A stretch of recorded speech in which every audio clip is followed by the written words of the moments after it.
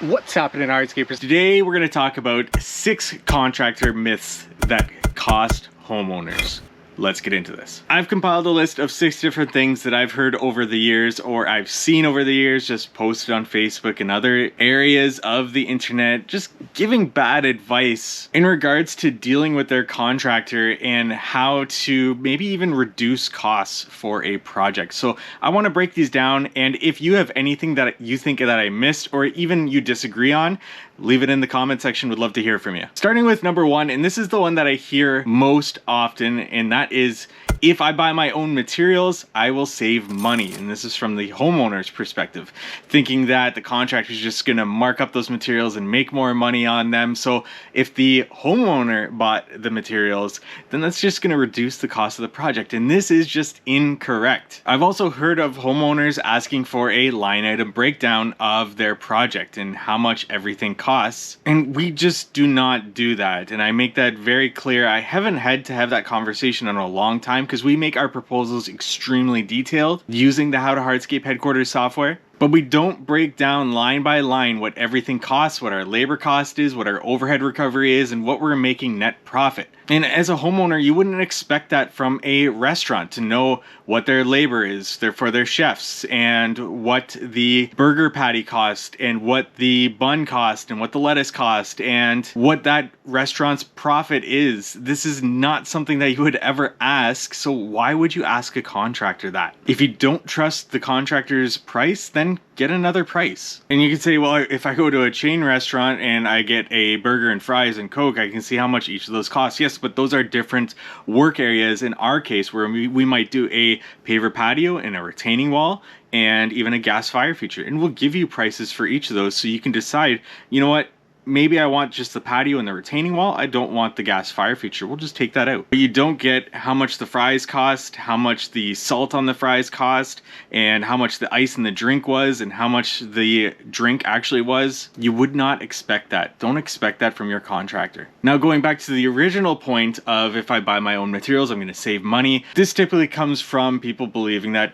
contractors mark up materials like crazy. And yes, this can be the case that some contractors mark up materials. I don't mark up my materials. I charge retail, but I recover my overhead through labor, whereas other contractors might recover their overhead 50% through labor and 50% through their material markup. So that's why they mark up their materials as they do. I don't know their numbers. You don't know their numbers. You don't know why they're marking up materials. And you saying that you're going to provide the materials doesn't save you what their markup is. They now need to move that markup to another portion, say the labor of that project, to be able to recover their overhead and stay in business. Contractors, especially hardscape contractors, have so much different equipment and trucks and insurance and so many different costs that we need to recover on every single project that we are doing. And that's why our overhead recovery markup for materials is on materials, and for labor is on labor, to be able to recover these costs. Otherwise, we're not going to stay in business. So this is a myth. If you buy your own materials, you're not going to save money. In fact, now you have a bigger headache of actually having to order those materials yourself. And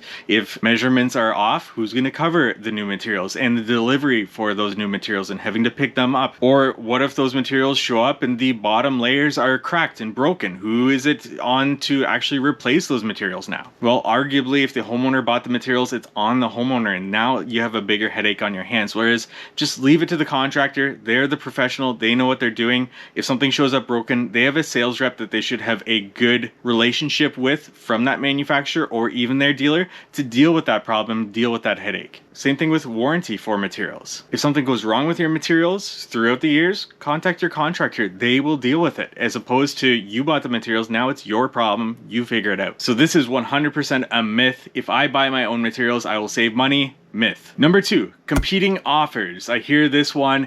Cheapest price is the best price, or pick the price that's the middle price if you got 3 quotes or more, or the highest price is the highest quality. The fact is, price is not the entire picture. You could be comparing apples to oranges as opposed to apples when it comes to creating a project. How deep is the contractor digging? How much base are they putting in? Are they compacting the subsoil? Are they including geotextile? What base material are they using? What jointing compound are are they using? What pavers are they using? There's many more questions that will affect that price, where if you're just comparing the cost of the total project from one quote to another, you're not getting that bigger picture. Now, it depends with your quotes how far that range is from the cheapest price to the highest price. I saw a post on Facebook the other day. A homeowner was getting a quote for a 500 square foot patio and got a quote for $11,000, $15,000, and $20,000. Now, that $11,000, I just know from my knowledge that contractor's not making any money. So either they're new in business and don't know how to price projects, but they do great work maybe, or they don't do great work, they cut corners, and that's why they're able to provide the cheapest price. And this is why we detail our proposals for our clients and include links to our videos so that they know exactly what they're getting and how we're going to build their project. The middle and the highest price for this example, they could be somewhat comparable. Once again, understand how they're going to actually build your project and what materials they're using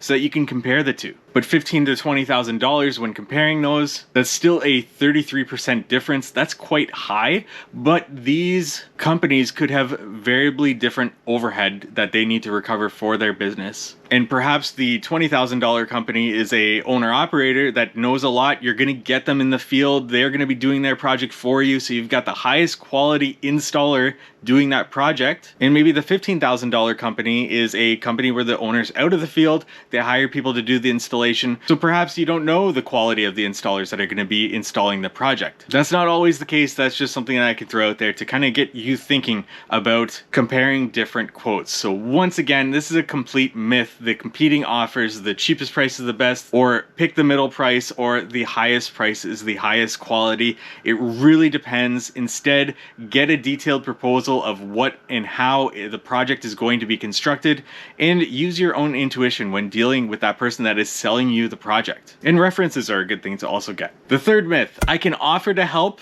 and that will save me money. If you're a homeowner and you're offering to help and the contractor takes you up on that, that might not be the contractor that you want to be hiring to do your project. If we have a homeowner on our site and they're helping us, that is a insurance liability. We will not allow our homeowners to help us.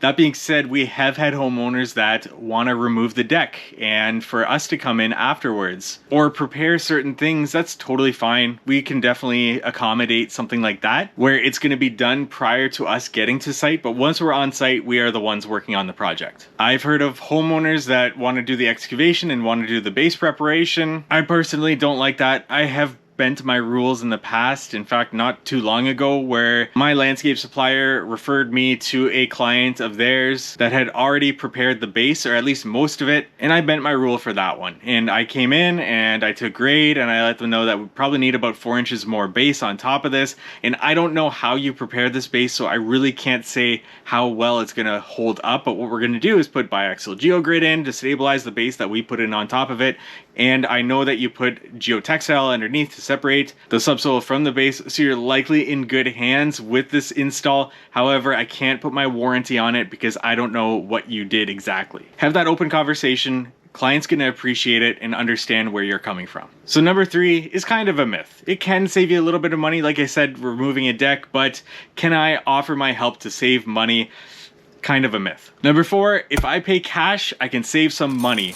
And same thing with our last point. If you have a contractor that's willing to accept cash, that is not the contractor that you want to do work with. I've even gotten asked this from time to time, and it's a lot of people just wanting to save the sales tax. Well, in today's day and age, there's nothing I can do with cash. It's gonna have to go into the bank eventually. And we're trying to build a company that's going to grow, and we want to show that we're profitable and making profits to help our situation in the future. It doesn't make sense to take cash. If a contractor's taking cash, second guess if that's a contractor that you want to work with. So if you pay cash, can you save some money? With the right contractor, maybe, but that's likely not the right contractor for you. Number 5, if I go with a cheaper paver, that will save me money.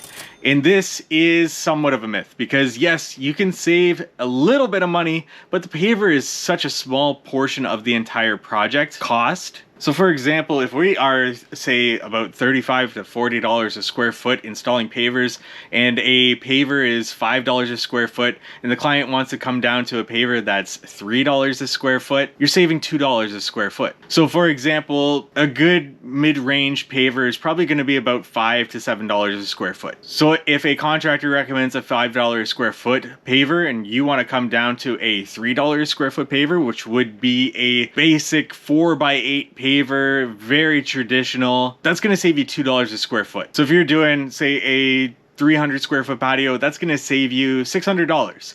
However, with that $3 square foot paver now, which are typically smaller in format, we're now going to actually have to add money to labor because a smaller footprint paver is going to take longer to install, ensure our lines are straight and so on there. Whereas those $5 to $7 pavers, they're going to be a larger format. They're going to go down nice and quick. We don't have to check lines as much. So instead of saving $600, you're now likely going to save maybe about $300. And you're not going to get the paver that you want. It's not going to be the same quality, and it's likely not the thing that you want to change on your project. So yes, if you go with a cheaper paver, it's going to save you that difference in square footage cost, but it could add to the cost of labor. And number 6, and this is just pricing in general, I rarely get this. The last time I had this was probably about 4 years ago, and it really irked me when a client told me what my price should be. But I actually hear this a lot through contractors, and this is the way you price is just cost of materials multiplied by 2. And that is just so far from the truth. Because now if I add my labor on top of that, my labor is about 25% of the entire project, and if the materials are 50% with that times 2 multiplication,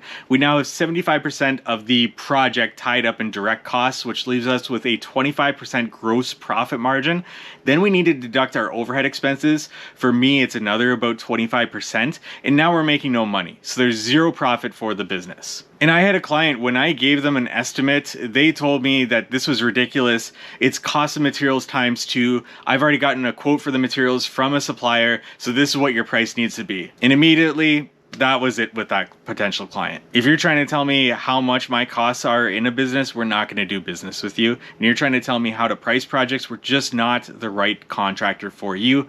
I am sure that you can go out there and find somebody that's willing to price it by cost of materials times 2, but once again, that's likely not the right contractor for you, because either they're losing money, so they're not going to be in business for the long term, or they're cutting corners to be able to make a little bit of money. But this is a myth. Cost of materials times 2 equals your price. If you want to see how we price our paver projects, you're going to see a video pop up in the top right corner. You can click that to view that. And if you think I missed anything throughout this video, leave it in the comment section below. We'll catch you on the next one.